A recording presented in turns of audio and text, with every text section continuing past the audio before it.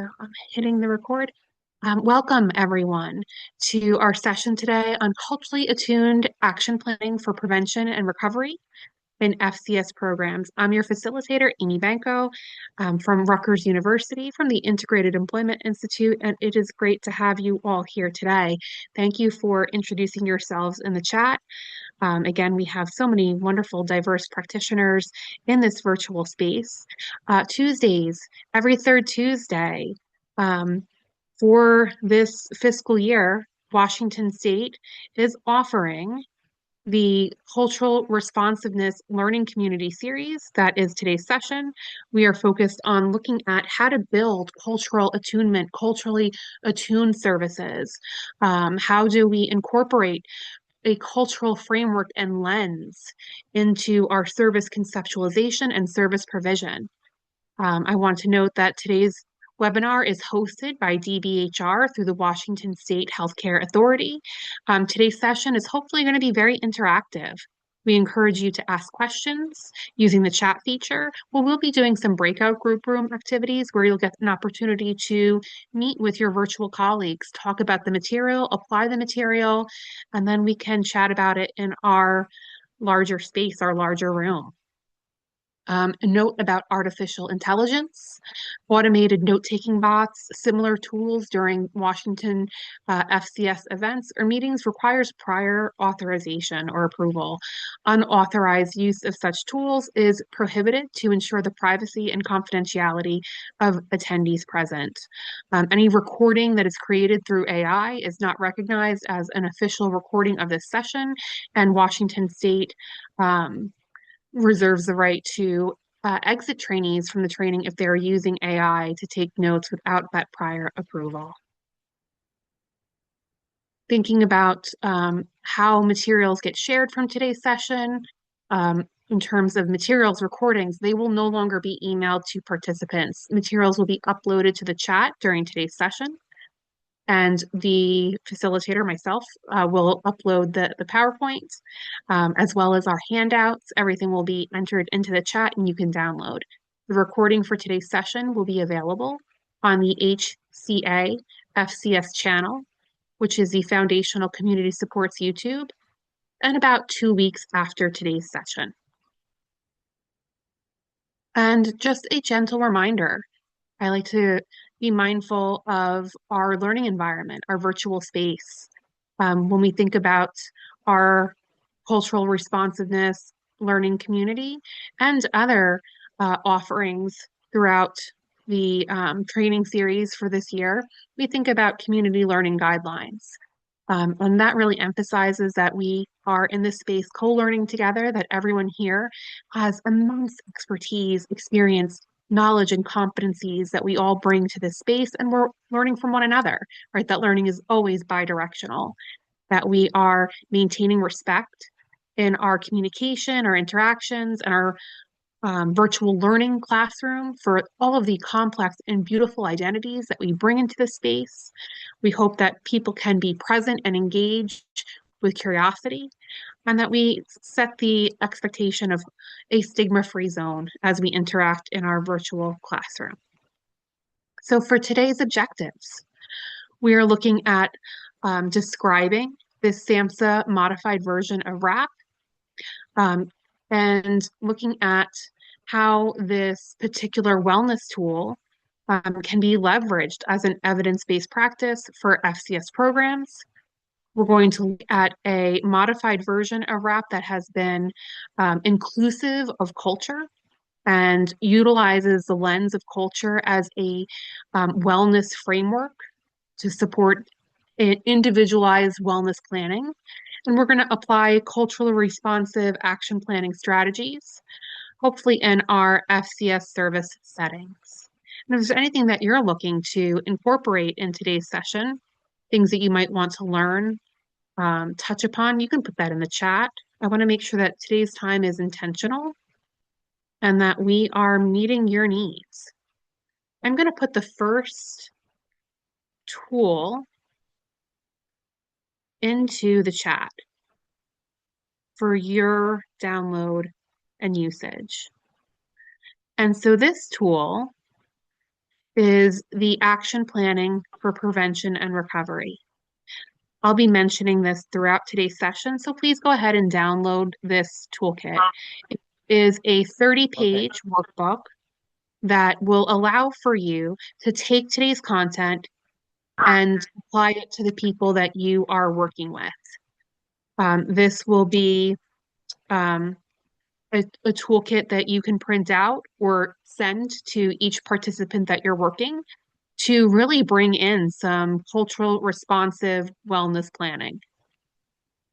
So please let me know if anyone has any difficulty downloading that, and we can make sure that it does get emailed to you if you provide your email address in that chat.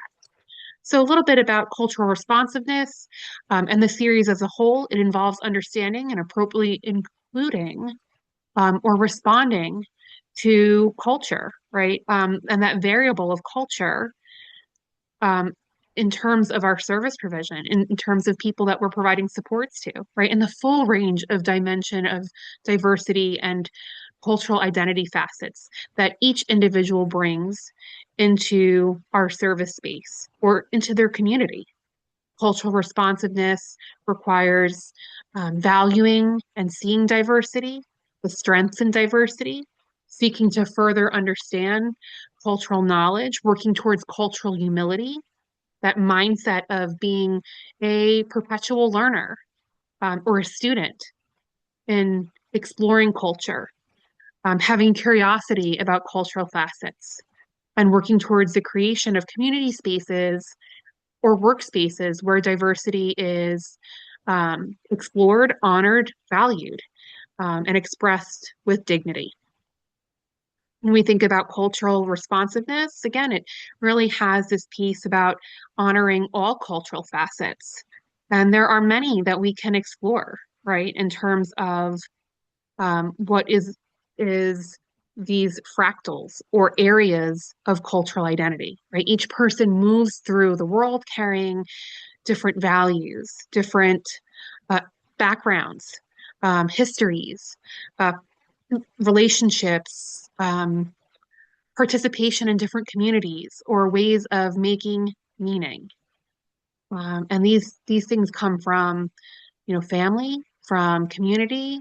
It can include language, traditions, environments, lived experience. And together, all of these things shape how people understand themselves, how they connect, right, to others, their community. And it also impacts what helps us feel well, safe, or feeling like we have optimal wellness or stability.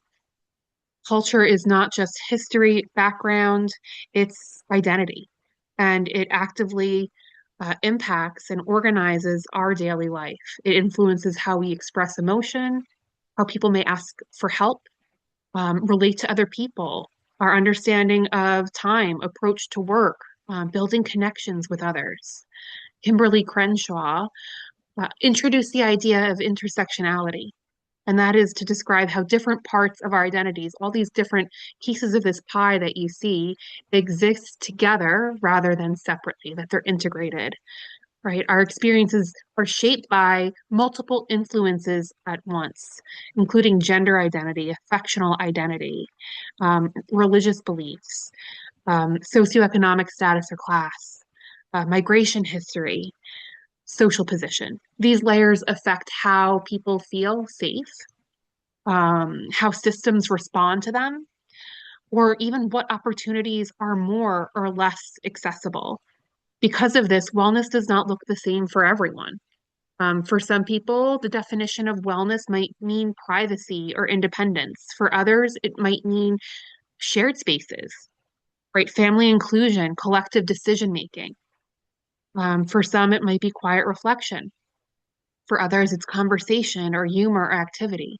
Understanding cultural context helps us to avoid misinterpreting behavior and better defining wellness. Right, what appears when someone is labeled as disengaged in one framework may be respectful and um, culturally responsive in another, right? What appears unmotivated may reflect a mismatch between expectations and lived experience. and rather asking people to adapt themselves to services, right? Our culturally responsive practice asks us how we can support a person in building and defining their wellness and their wellness strategies, right? How that's culturally attuned to these different facets. So for our first activity, I would like for you to meet with your virtual colleagues in a breakout group room. I'll share this slide, and I want you to take a moment to think about your own culture. Right? Today's topic is about building culturally attuned wellness strategies. So as you think about this pie, consider how does your cultural facets define or shape your approach to wellness? In what ways do your salient cultural identities inform wellness and wellness strategies? Any questions? Take the next 5 to 7 minutes and share as much or as little as you'd like, right?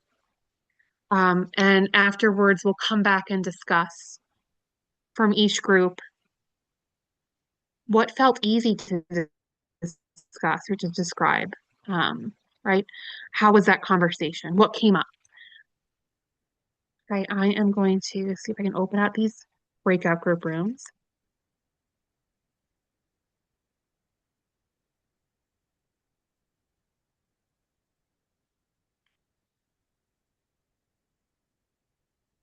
And I'm going to make about 8 rooms. So there'll be about 3 to 4 participants per room. If I see that folks are not able to enter a room, don't worry, I will try and help you or move you around so that everyone has at least one partner, a pair working together. All right, see folks back in about 5 to 7 minutes. And let me know if you need any assistance in going to your room. I am here to help. I'm also going to pause the recording while we are doing our activity. As we wrap up and our debrief of that. But again, when we think about culture and our series and today's topic on wellness, it takes a lot of vulnerability to talk about culture. And it requires curiosity as well as respect and creating a space that is really just denoting, right, that dignity. When we think about wellness, right? When we say the word wellness and behavioral health, many of us picture coping skills, maybe meditation, exercise, stress reduction. But historically, wellness was never just about stress management. Long before mental health fields existed, counseling, social work, psychology, communities practiced wellness as a way to thrive, to connect, to remain culturally strong and intact. Traditions dating back thousands of years. Ayurveda, traditional Chinese medicine emphasized balance between person, environment, and spirit, right? Many, many years ago. Later, counseling psychology adopted wellness as a holistic integration of mind, body, and spirit, which is an important advancement. Yet, in those early 2000s, with Myers' work, we really centered on the individual.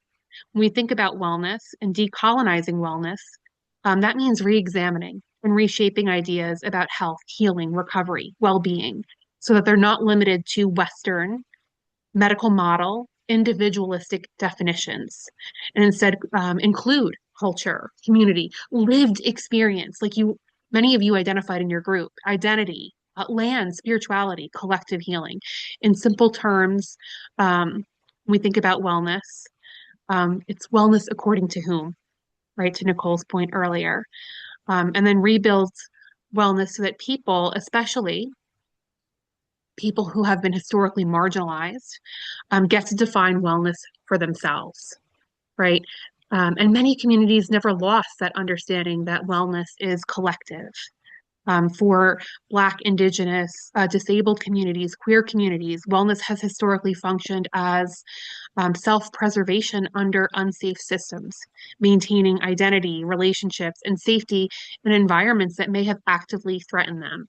So when we create wellness plans in our FCS programs, it's supported employment, supported housing, we're not, simply teaching coping strategies. We're helping someone to hopefully stabilize their lives, their ability to live, work, belong, and participate in community life, right? Thinking about that, like really conceptualizing it in the work that we do. A job seeker who avoids the break room might not only be managing anxiety, they may be managing, racism or stigma or, trauma triggers. A tenant who isolates may not lack motivation. They may lack culturally safe connection. And so we move in this decolonized view of wellness from what skills do this person need to, what conditions must exist for this person to be well, right? If wellness depends only on individual effort, then people facing the most barriers will always appear, right, that least motivated. Um, and so we're going to think about wellness in kind of this view, in this light. When we think, further looking at that definition of wellness. Wellness historically existed inside communities, relationships, connections, and social roles.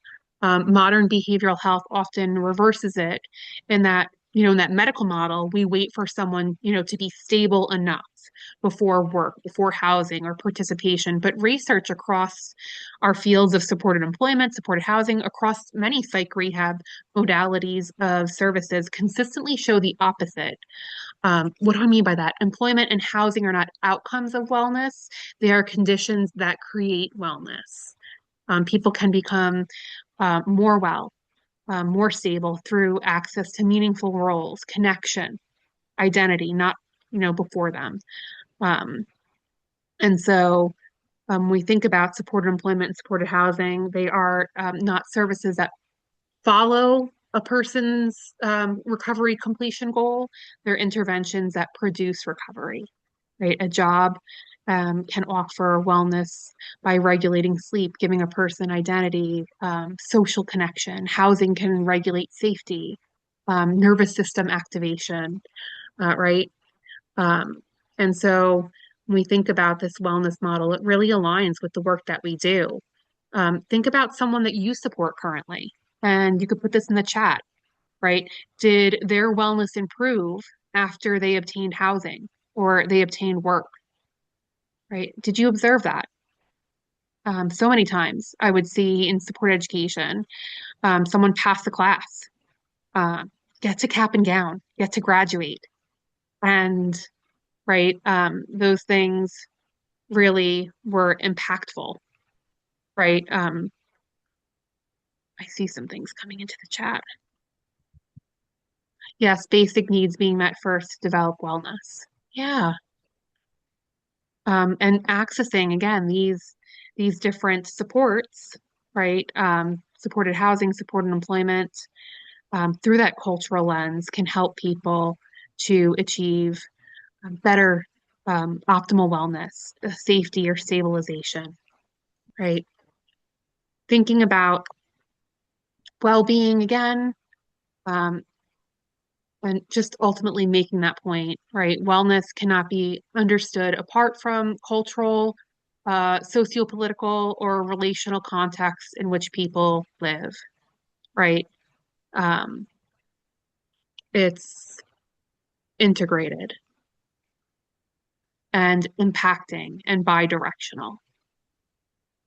Absolutely bottom of the period is very important to reaching wellness. We talk a lot about the hierarchy of needs within our team, and often that comes with a safe and stable housing first. Yes, those things can really help to support um, wellness and to encourage people, right, in finding that stabilization, that internal sense of safety when those housing needs are met, or seeing people get employed, right? I worked with people who, after finding that job, right, they developed really rich, meaningful connections with coworkers, getting more active and embedded into their community. And so when we think about wellness, it's not just this absence of symptoms, it's restoration of belonging, it's identity, it's purpose. right? These are our roles as supported employment and supported housing providers. We're not just helping someone stabilize, we're helping someone to really renew, re-enter their life and wellness, optimal wellness, and participation in cultural practices, traditions, language, shared meaning making, helps to restore wellness. It helps people to identify who I am, right? Where I came from, um, where I belong, what gives me purpose, right? I see some more things coming into the chat. Folks we serve have a massive decrease in the likelihood to return to homelessness once they have furniture of their own and their home truly feels like home. Thank you so much for sharing that. Yes, those things that the individualizing services, helping people to connect deeper into right housing stability, making that space individualized and a home, can have really impactful outcomes. The folks we serve have massive, oh, I read that already. My apologies. Like promoting individual strengths to use and living versus deficit. Yes, deficit-based thinking and what someone can't do because of an obstacle. Yes, very much, Chris, strengths-based, right? Helping a person to dig deep into their wellness using strengths and using their culture um, can be so very profound and impactful.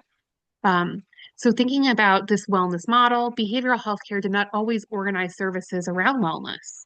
Historically, right, looking at Peggy Swarbrick's work, who has done a lot in terms of wellness research, systems were designed around illness, right? And someone just said that in the chat. It was based on deficit model, right? Identifying symptoms, diagnosing conditions, pathology, reducing impairment.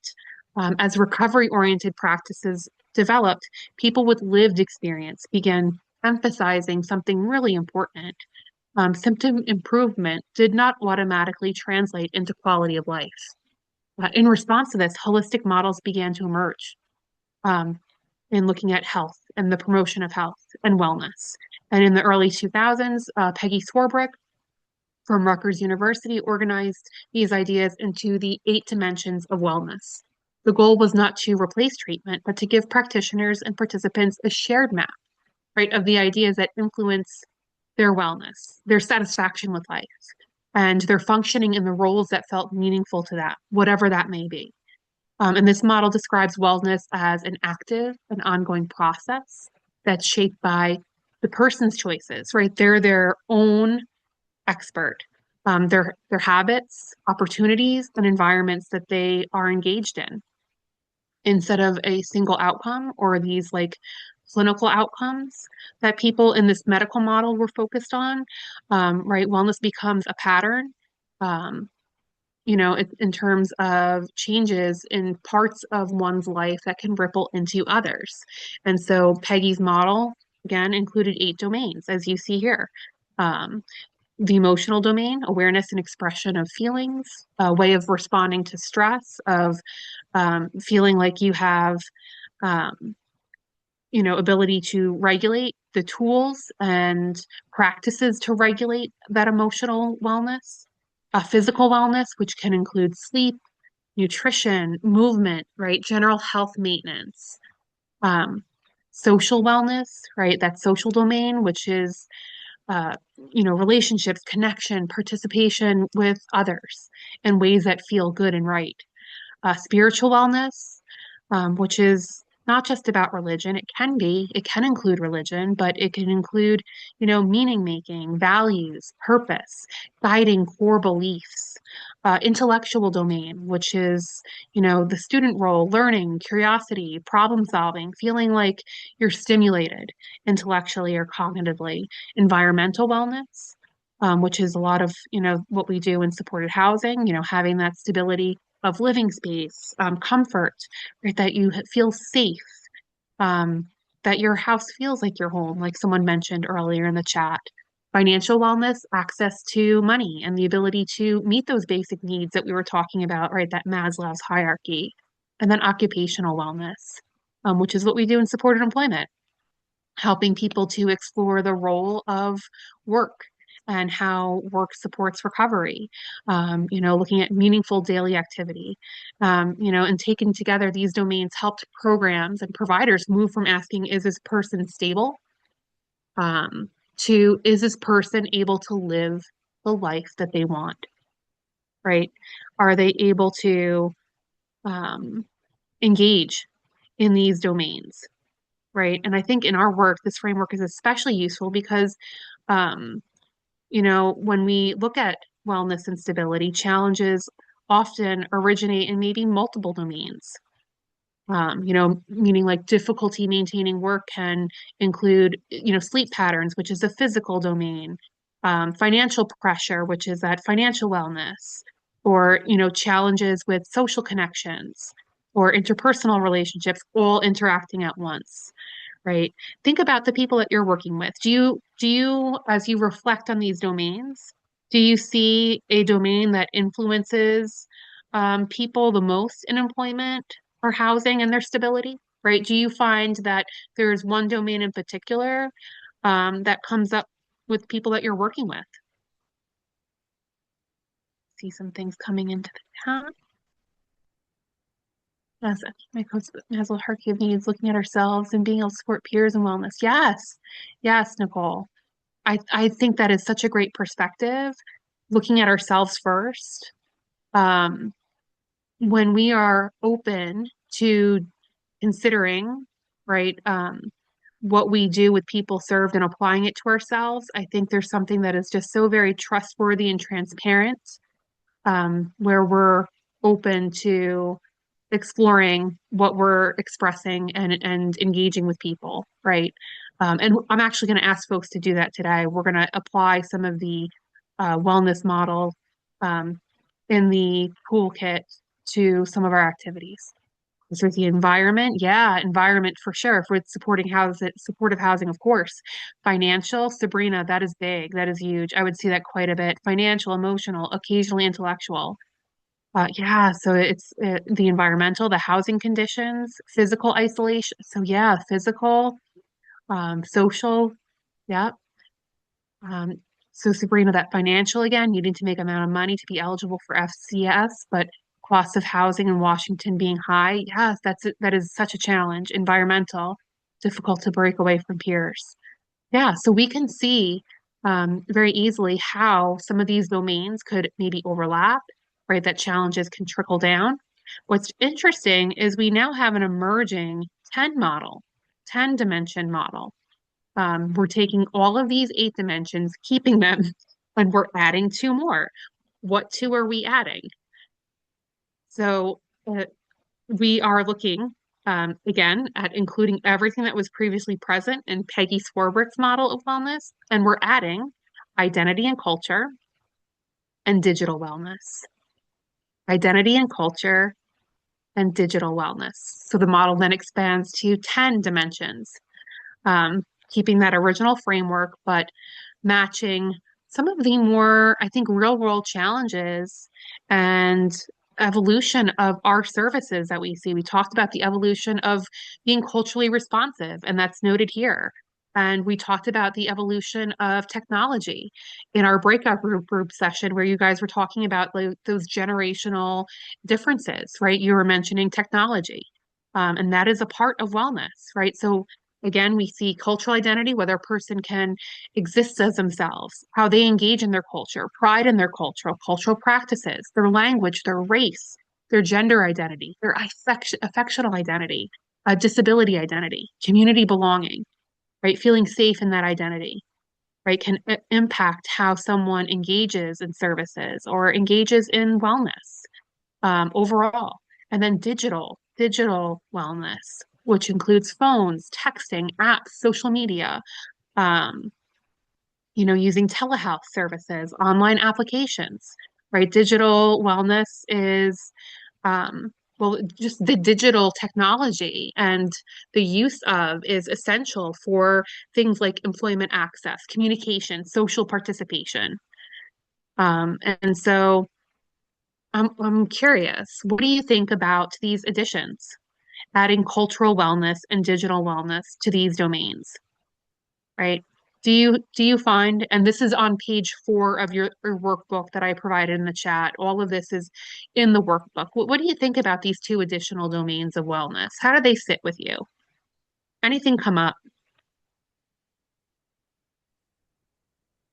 I do have something to throw in. I'm not a counselor or a peer specialist, but the addition of the digital wellness, I can kind of I find some connection there because with as a Gen Xer growing up, my ability to compare myself to other people was limited to magazines, evening news, and maybe some people at school. But these days, kids have an enhanced ability to compare their lives to people around the world. And I'm not an expert in this, but I think it might maybe create this overwhelming sense of existential dread for some people not prepared or to take in this weight of social media. It's hard to put it into succinct words in less than a minute, but that's just an observation. Wondering if that rings with anybody. Yeah. So that people are experiencing, if I heard you correctly, Dennis, this piece of anxiety, apprehension. I think you said, did you Absolutely. say existential dread?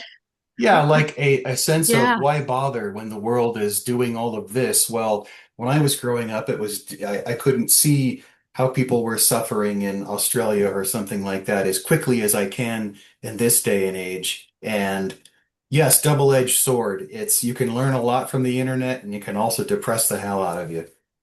Yeah, it's yeah, also exposure to a lot of information that's just out like in excess of what the person's developmentally able to absorb as well, because you get a lot of these kids that get aside from the literacy issue in terms of just being able to navigate technology for some people, right? But I also work with a lot of people who are just getting like overloaded on the information input, right? yeah, And it like yeah, it's a lot all at once to try to understand, but then like do they have the ability to actually make sense of that information, separate it from things that are made up? Do they have the knowledge base to actually be able to parse accurate information from like the deep fakes that are out there now are like in like wildly confusing, even to people who like are used to parsing that stuff. So yeah, just the ability to not get pulled into the toxicity of it or introduced to information that they're not like old enough even at certain developmental levels to understand correctly, and then that yes, can lead to a lot more confusion and misunderstanding and getting pulled into like these little like toxic silos in the internet world. yeah. Yeah. Well, Elizabeth, that It, is you're bringing up, and Dennis, such great points. This overload of information, how do we parse it out? The vicarious trauma or secondary traumatic stress that we can experience when we're being exposed to things that are, um, you know, uh, violent and experiencing, that stress from seeing social injustice. I bet a lot of us have shared values of justice and helping others. That's why oftentimes people enter this profession. And so we see so much on the internet. Elizabeth, you mentioned these pockets of, um, radicalized groups on the internet. One resource that I recently started working with is called Parents for Peace. And it's a free resource, Parents for Peace, that help um, youth, transition age youth, young adults to address that radicalization online. Fabulous organization. But the reason we need it is because of this piece of like digital unwellness. Yes, for emerging adults, they're a fabulous resource, Parents for Peace, and they deal with that radicalization online in multiple contexts. Yeah, cultural wellness, it's a lot of overlap with most of the others, and the yes, it does, and the cultural sort of dictates what's considered a state of wellness for an individual. Absolutely. Maybe something makes sense to function as a base building block. I love that, right? That cultural piece is like the foundation to everything else because we see everything through our lens, our cultural lens. Well stated. Yeah, and I feel like that digital wellness could be like its own separate training, right? That's such an emerging and ongoing issue. And so how do we support people in these domains? How do we help people to consider in that cultural context, right, what their definition of wellness is? What does wellness look like for them? One amazing tool that I've talked about in our cultural responsiveness series before is WRAP, Wellness Recovery Action Planning. And it is a self-designed, right? The person served, the person in service can co-create it with you, can create it independent of working with staff. I have made my own. You can make your own, right? As a prevention and wellness framework to help person identify what keeps them well and what helps them to feel better, to get to optimal wellness when they're experiencing a difficult time. It's based on the idea that we are our own experts of our experiences and can build practical plans that support optimal wellness, stability, meaning making, and hope. WRAP guides a person to define their daily wellness practices, recognize early warning signs that wellness is not optimal, and outline supportive responses before a crisis can develop. And so this was developed again by Mary Ellen Copeland, and she herself had a diagnosis of bipolar disorder, and she was tired. She was so tired of hearing, you'll feel well when. You'll feel well when you're on the right medication. You'll feel well when you have enough medication, enough dosage of medication, or the right combination of medication, or you'll feel well when. And it was always something outside her locus of control. And so she developed a survey for people who were living with mental health conditions. And she asked a simple but profound question. What are you doing that helps you to stay well? Yes, medication can be a part of that, but it shouldn't be the only thing, right? What else? What else is in our toolbox to keep us well? And across hundreds of responses, patterns emerged. People talked about daily routines, social supports, meaning making practices, early recognition of change, right? Changes in condition that led to them feeling better or worse. And this is how WRAP developed. Instead of focusing on symptoms and symptom reduction, WRAP looks at self-awareness, self-planning, early responses, right? Self-reflection, getting to know oneself intimately of what you look like when you're well. Who is that person? Who are you when you're well? And what does it look like when you're not feeling well? Who is that person, right? In your work, what is one sign you notice, right? When you're working with someone, think of maybe one particular person, a sign that you notice that they may be losing some of their wellness, that they may be experiencing a little bit more instability in work or housing. What's one sign? I know for me, when I think about my wellness, you know what's a pretty good indicator? How clean my car is. Gosh, that is such a vulnerable admission. But if you could really start to tell if my wellness is slipping, the messier my car gets. Maybe there's a lunch bag, right? An empty lunch bag in there. Maybe there's a few water bottles, right? What are you seeing? What are you seeing for folks? Change of daily interests. Becoming withdrawn. Yeah.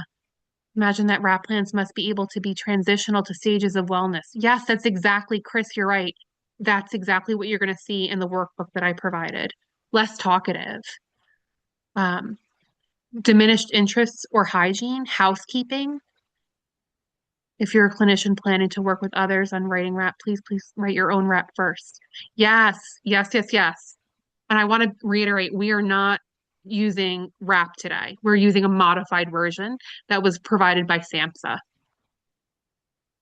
If you don't issue, you probably turn your WRAP into an anti-burnout plan. I love that. Yes, I am a firm believer that we should always be open to trying and exploring the things that we ask people to do ourselves. And so WRAP is evidence-based. We looked at studies, right? There was a random control trial study that found that participants who completed WRAP had decreased depression, decreased anxiety, increased hope, increased self-perceived wellness and recovery. An important finding was that it was dose responsive, meaning the more sessions that a person did, the better they were feeling, right? They also noted improvements in self-advocacy and the ability for a person to feel like they can manage their crisis more proactively. Um, and so we can use, right, this modified version in our own wellness, as someone noted in the chat, and we can also use it for the people that we are providing services to. So thinking about the modified version, it's called Action Planning for Prevention and Recovery. I put that modified version in the chat. I put it again. Please let me know if you can download it. And we can do this for ourselves. It can be done collaboratively with the people that we work with, or they can do it independent of us. The plan belongs to the individual, and we are kind of like a guest in this process, not the authors of it. One of the biggest differences in this version is that wellness is not limited to symptoms or coping and coping skills. It recognizes that people live in environments, relationship, culture, and roles that directly affect one's level of wellness, stability, or recovery. And it aligns with those wellness domains that we talked about. And I think that cultural inclusion is especially important because it makes the plan more meaningful, more individualized. It's tailoring that definition of right wellness. And so the plan, again, action planning for prevention and recovery is identifying wellness practices and tools, uses a cultural framework for optimal wellness tailored to that person's cultural facets. It really is strength-based, as someone mentioned earlier in the chat today, right? You're looking at inner resources and identifies supports in their life, affirms their inherent worth, is very much focused on dignity and self-determination and honoring and empowering people, right? What can they do to influence and support their own wellness? And so these are the different parts of the workbook. It is recommended that you do one part, no more than one part per session. It may take multiple sessions to do one part. You don't want to rush completing, right, the toolkit with a person. They can do it again independent of you. They can fill it out and you could talk about it. But we want to be mindful that some of these parts, like the changes in condition or triggers, early warning signs, may ask people to reflect on experiences that are challenging, that elicit some internal discomfort, right? They may be reflecting on when they weren't well or had diminished wellness. And so it's always recommended that we navigate those discussions or review of their answers in ending with a wellness exercise, right? Using their wellness toolbox to support a return to that wellness and stability. And I want to emphasize that the practice of using this is not in the completion of it. Completing it is just step one.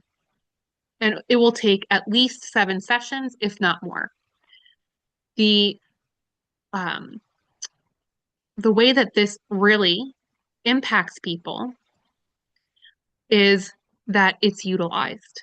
Not that it's just filled out, but the person incorporates this toolkit, right, and the strategies in this toolkit in daily routine and daily life. That's when people reap the most benefit from it. That yes, they worked on it, they developed it, they modified it if they needed or as needed, but that they're using it on a daily basis. This is very much a living, breathing document that can be returned to on a daily basis where people can support daily wellness. On page 9 of the workbook that I gave you, we see section 1. And this is the wellness toolbox. We start with the wellness toolbox because planning only works if people first know what actually helps them to stay well.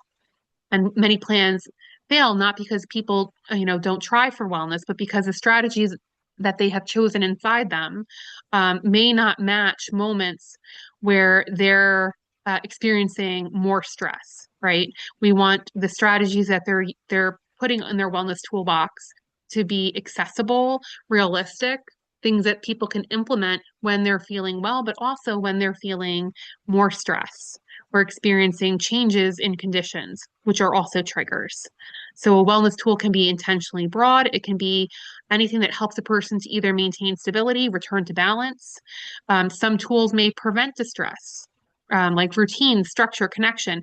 Others may help once distress has already started. Grounding, prayer, stepping away, contacting support, changing environment, and both are equally important. Um, so again, wellness toolbox is the list of things that that person will use daily, weekly, monthly to help them regulate their wellness, to help them feel optimally well, to feel connected, right, in ways that are important to them.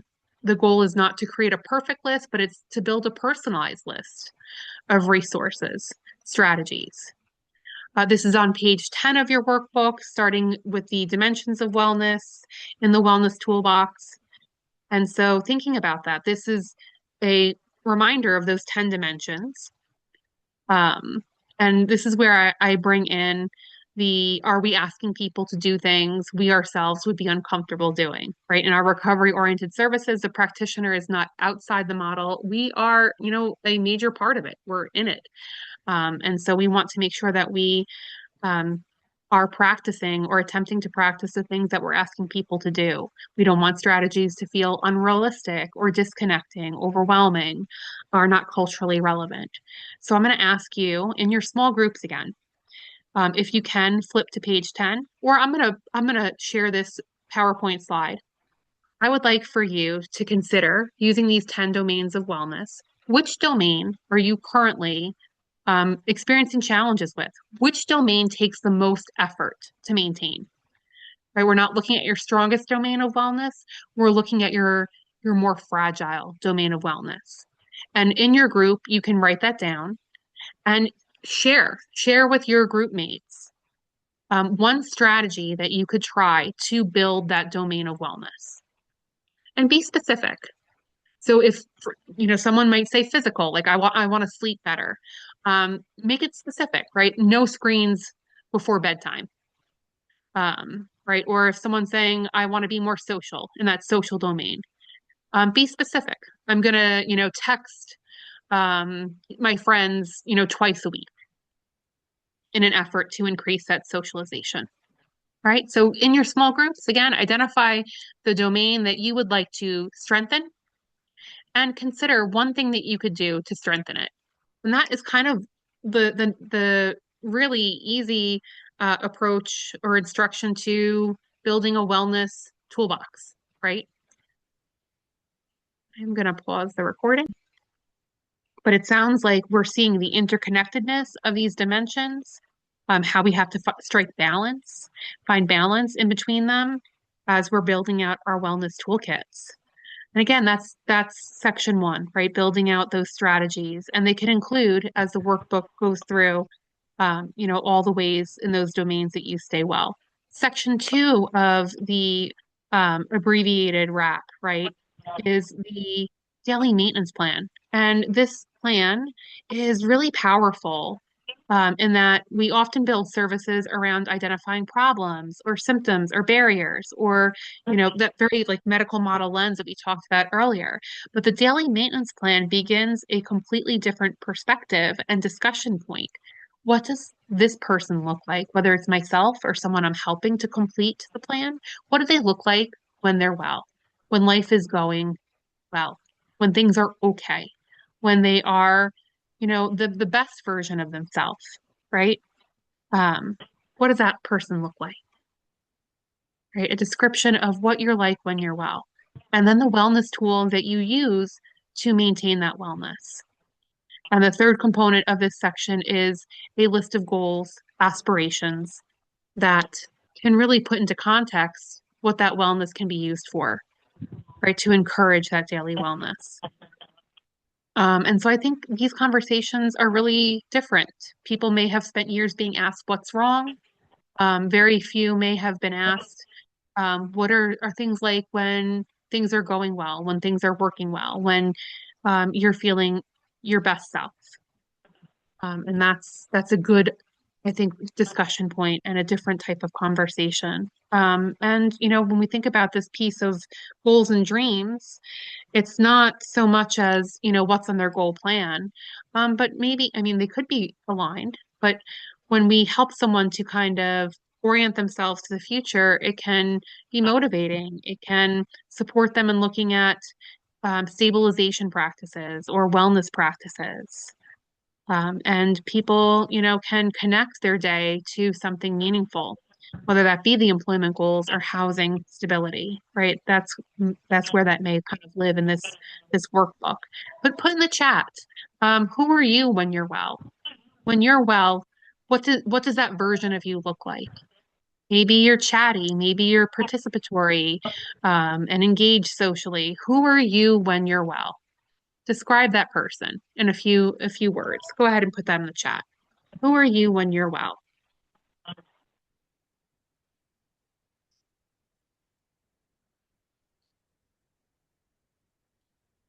Oh, I'm seeing someone did not receive the workbook. I'm going to put it in the chat again. It's a Word document. It's called Action Planning for Prevention and Recovery. And this is yours to use. Please use it for yourself, for others. Pleasant, smiling, engaged. I love that. Yes. Bubbly, chatty. Someone who assists those who are close. Yeah, that desire to help and to reach out and to have the capacity to do it. Confident, content, balanced, relaxed, and at ease. I love that, Pam. Yes. When we are well, we're feeling playful or engaged, connected. Wonder Woman. I love that. Sharp, quick-witted. Yes, we have that ability to be mentally flexible, to be tuned in, and to reply with our intellect and wit. Centered, curious, positive. Guys are fabulously describing, right, this concept of yourself at peak wellness. And that's what we want people and services to do. And that can, again, be filtered through this cultural lens, right? What do they look like when they're well? Some people, that's social connection and community. For others, maybe, through their cultural lens, they do not rely so much on that social connection or family a connection. Maybe it's more of their chosen family and less of birth family. Section 3 moves on to change in conditions, also known as triggers. Um, these are not signs that someone is failing. They're events, life events, things that happen. And what matters most is not whether, this change in condition or trigger is upsetting. It's whether it changes wellness, connection, person stability. And in employment and housing, we see these all the time. It can be a shift change in employment, conflict with a supervisor. Maybe someone receives a rent notice. Maybe someone's having noise in their apartment building, transportation issues. Maybe family is contacting them that they didn't want them to be in touch with them. Maybe they receive paperwork from an agency, right? And these things may impact that person, right? In terms of their level of wellness.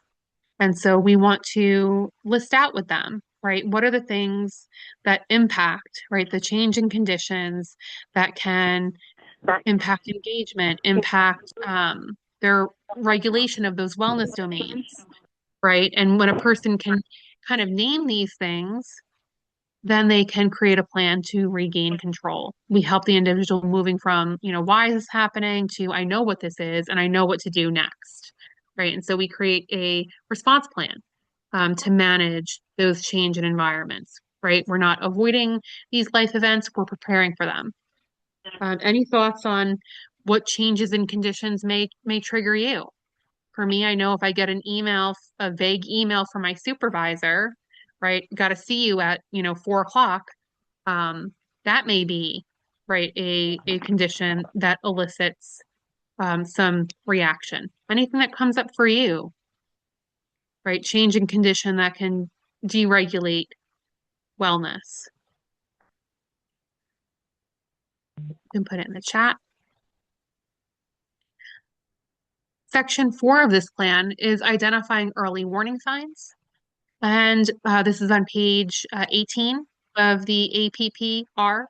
And this is helping people to move to prevention, right? Changing conditions and triggers are things that happen around the person. Early warning signs are things that happen within the person, right? And so um, people don't come in and say like, oh, I'm experiencing less wellness. They'll say things like, I feel very fatigued or tired. I don't feel like going out today. I just need a day off. I can't focus. I'm feeling very annoyed. Um, right? These are signs, early warning signs that there's some dysregulation, right? That maybe there's these changing conditions or diminished wellness in a domain. And so we help the person to identify those warning signs. Who do they look like, right? What does that person look like when they're starting to maybe see less wellness, diminished wellness? And then we help that person using their wellness toolbox to develop a plan to counteract those early warning signs. Very powerful. And again, I recommend when doing those early warning signs, you end that session with a wellness activity from their wellness toolbox. Because reflecting on those things can cause some tension, can cause a person to feel some dysregulation. Section 5 is when things are getting worse. And this section bridges the gap between early prevention and crisis level support. We may see people in our services move from an early wellness drift to more of like a wellness disruption. And so this is helping people to notice shifts, and going from things are um, kind of sliding off to now they're really snowballing, if you will. Like things are continuing to go in a direction that's impacting my wellness negatively or diminishing my wellness. And so we get to, in this section, list the signs that things are getting worse. What does that person look like? What are the indicators? That could be, missing shifts at work for supported employment, calling out repeatedly, supported housing. It could be, increased, someone mentioned like isolation, avoidance. It could look like increase in substance use, right? They're, again, very individualized responses. And then there's a plan. On page, I think 23, it starts on 23 or 24 of your workbook on what do we do when things are getting worse to try and stop things from continuing to snowball. And then the APPR moves into section 6, which is crisis planning. This is on page 24 of the workbook. And, when people hear this piece of like crisis planning, they think loss of control, hospitalization, right? But within this toolkit, it's really about preserving autonomy and a person's self-determination, right? They write this plan when they're feeling well, so that if they're experiencing that period of being overwhelmed or experiencing a crisis, they have written out very clearly what they want to happen, right? This section really is pre-deciding their crisis plan, um, giving them empowerment and autonomy and dignity to make choices preemptively so that they know, um, you know, what treatment they want, what services they want, who they want involved, what medication they want or don't want, right?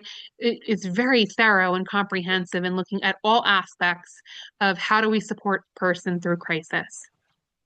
Um, and it's their voice. It's their plan. It's framed in their cultural context. And we can support them in carrying out that plan.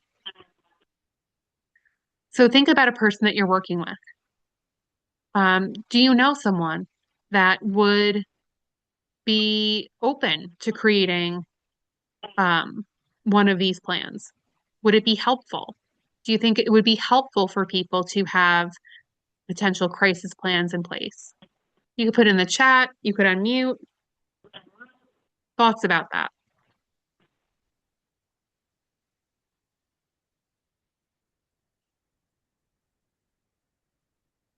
I know for me, when I was using this toolkit for support education work, it came in such, I think, it was very handy in terms of supporting people who were experiencing crisis during a semester, um, because we knew exactly how they wanted to navigate that crisis, right?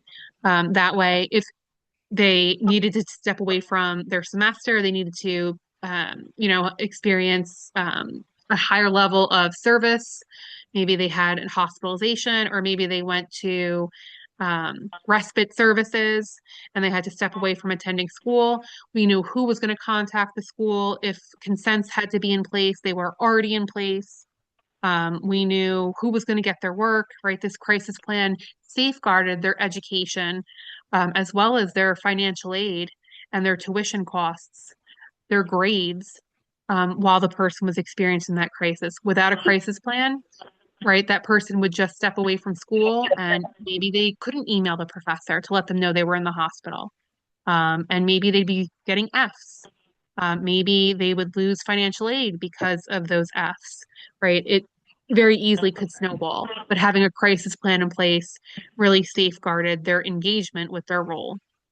I'm seeing from people in the chat, feels functionally like a living will with just different time, purpose of implementation. Yeah, it's kind of like an advanced directive, helping people to preemptively decide how are they going to navigate, right, their wellness needs in advance. Very helpful, work with crisis-oriented population. That's awesome. Yeah, so maybe this can be another tool in your services that you provide. And then section 7 is post-crisis plan. And this can be often overlooked, but it's a part of the plan to, after fact, go through and see, um, almost like a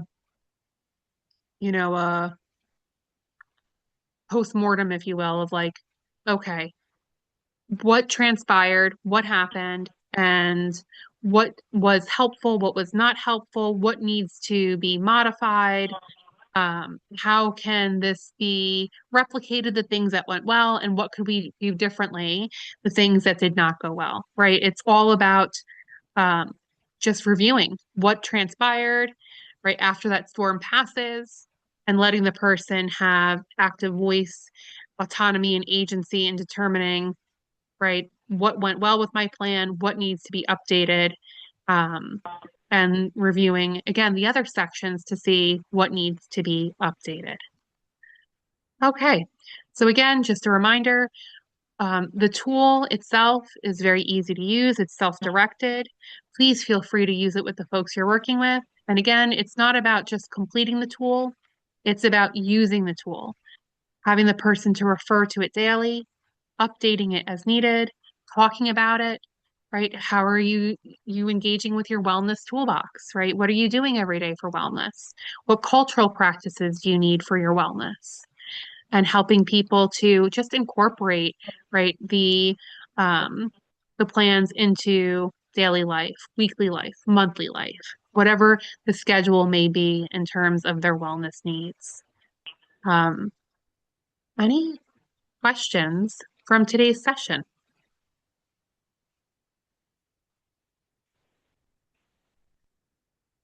Any questions and or anything that you're taking from today's session? I know we talked a lot about definitions of wellness and how do we infuse culture into wellness. I've never used RAP or a crisis plan in the moment, and certainly not on a daily basis. But it's very useful creating one because it made me think and reincorporate wellness tools I'd forgotten about. I revisit it, update it every couple of years, and it's always helpful, thought-provoking. Thank you so much. Yeah, I love that you are looking at, what works best, right? How is that supporting your wellness, and what is a good schedule for you? Again, very individualized. I'm putting into the chat a survey for today's session. Please go ahead and fill that out and provide feedback. The inclusion of neurodomains of wellness into RAP structure is going to be helpful for presenting this to individuals. Amazing. Again, I'm putting the survey into the chat. I'm also putting into the chat the PowerPoint slides from today's session.